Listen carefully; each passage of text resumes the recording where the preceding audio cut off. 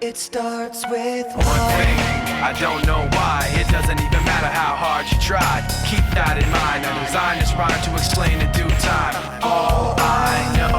We get a few people here. I wanted to share some stuff on the halving.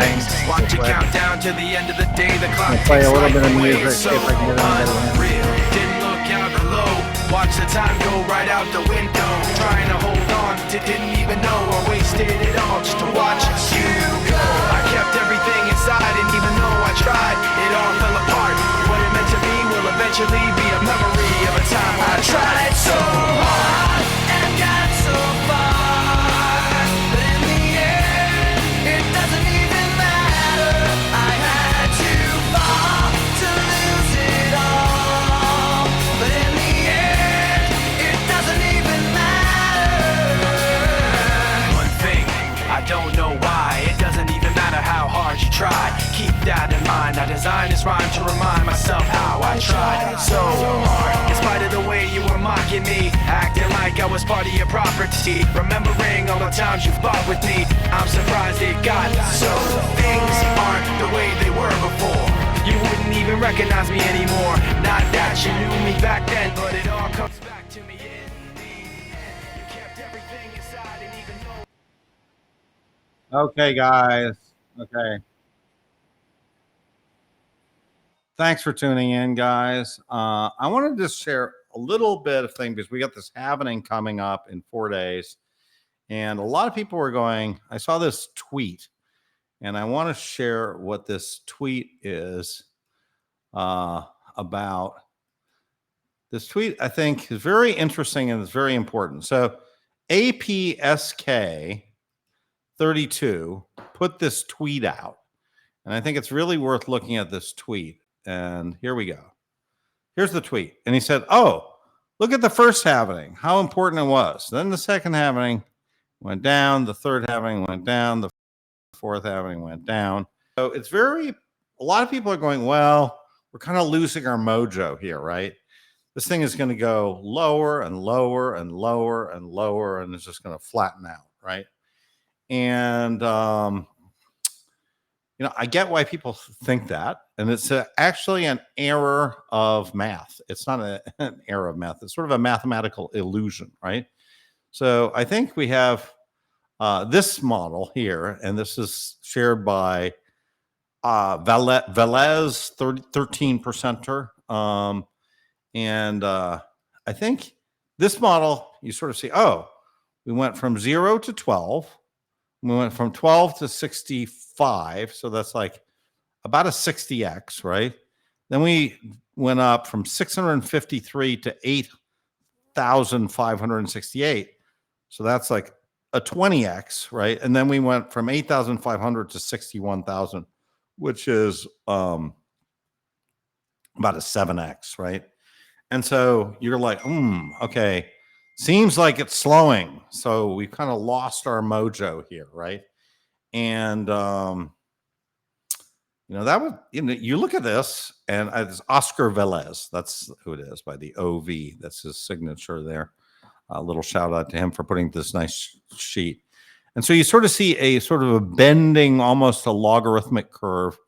And you're like, where are we going to be in halving number 5, right? Now, actually, we haven't lost our mojo at all.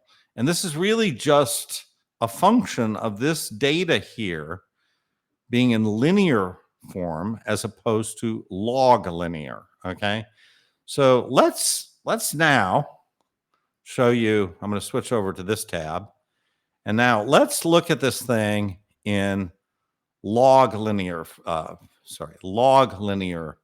format, okay?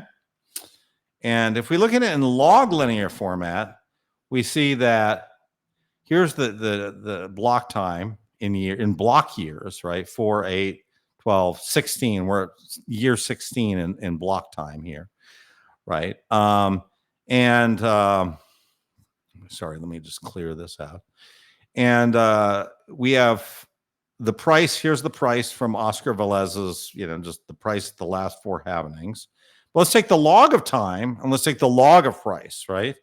And then if we look at these halvings on a log space, you'll see this distance here is a lot bigger in log space than this distance here, which is a lot bigger than this distance here in log space, right? So we're not looking at equal log things. We're looking at equal chronological time things, right? And that's where the problem is, because we are not linear in log space. We're linear in log space, right?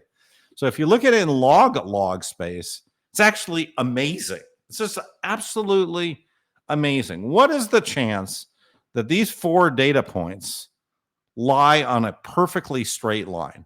It's just incredible, right? And let's wait. We can even calculate the R square of this. It's R square equals, sorry. You can just even look at this. Let's see what the R square is. R square of this price and this fit over here. Boom. 99.8%. Isn't that amazing? We have a 99.8% R squared with these 4 data points. Like, this is incredible that this thing falls on this line. It's just beyond crazy that this stuff falls on this line in log space.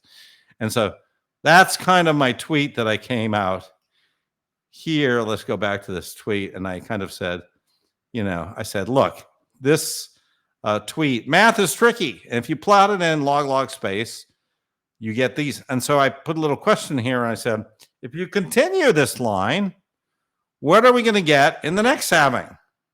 And I sort of put it as a question just to see how everybody's math intuition. And I would say everybody was challenged, because the correct answer is 209,761. That's the correct answer. And you can see I put 15% people thought, oh, it's going to go to 1.7 million. Well, you might want to believe that, but that's not where this line goes, right? And you can see that if I go back to this the spreadsheet here, I just take these 4 data points. I do the regression. That's it here. That's just formula here, okay? And I just plot it out there. 20 is this in log time. Here's the regression formula, which is equal to this linear formula in log space. And that corresponds to a log price of 5.32, which is 209,700, right?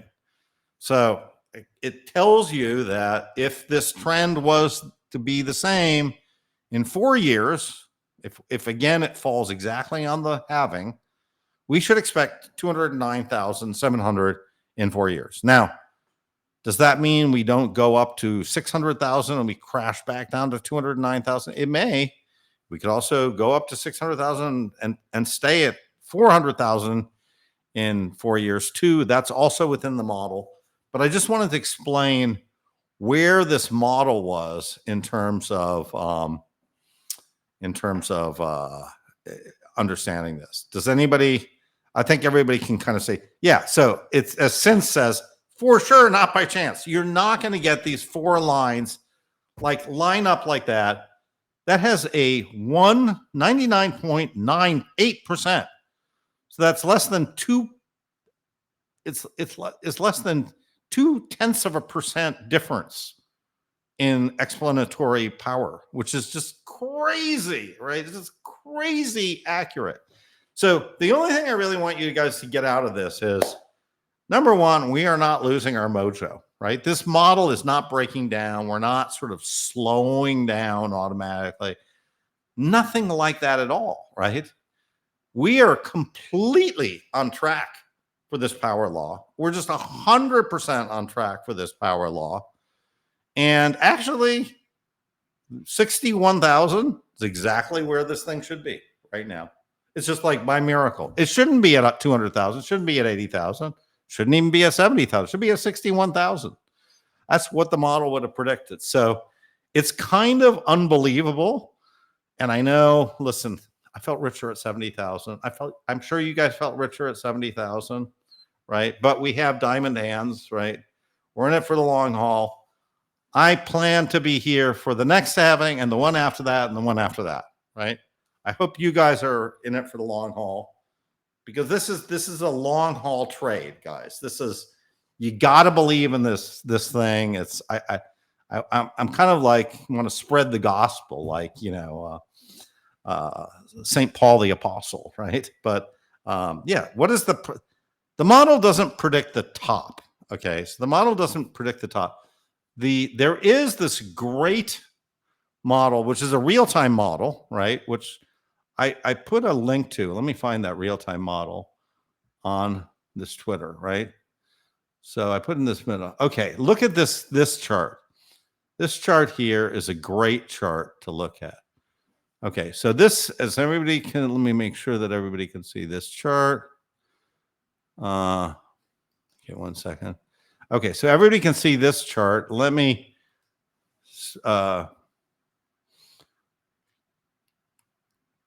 share this tab instead. So now you can kind of see this chart. This chart, you guys can go to this chart. It's on this Bitbo website, and it was shared as part of this retirement planning thing, which I think is fantastic, right?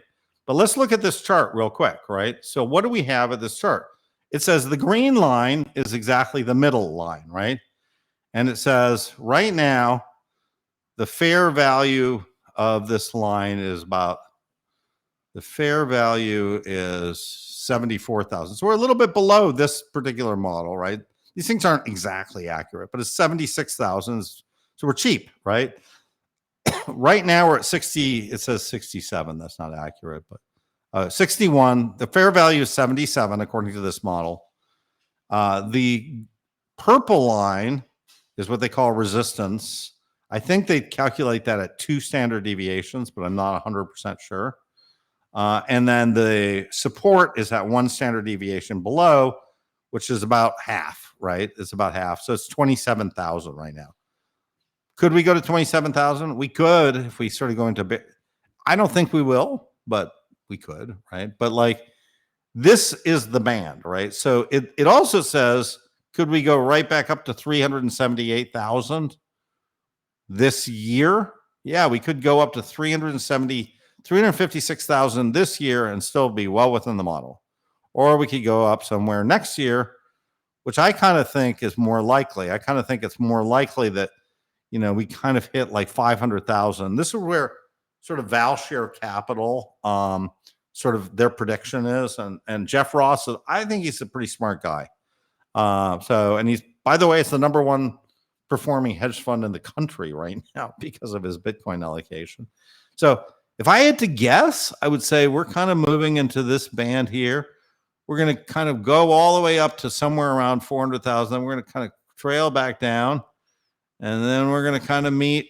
And here's where we're going to be at the next halving, right? Somewhere like that, right?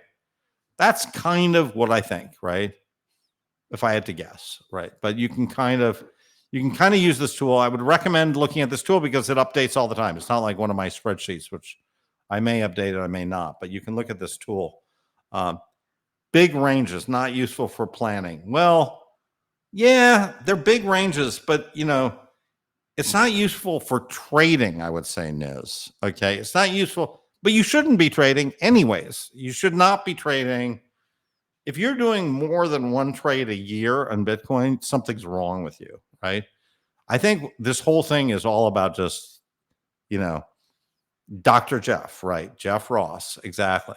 So I think you should look at this stuff as a guide as to where you could be 10 years out, etc. Right? I think that's better.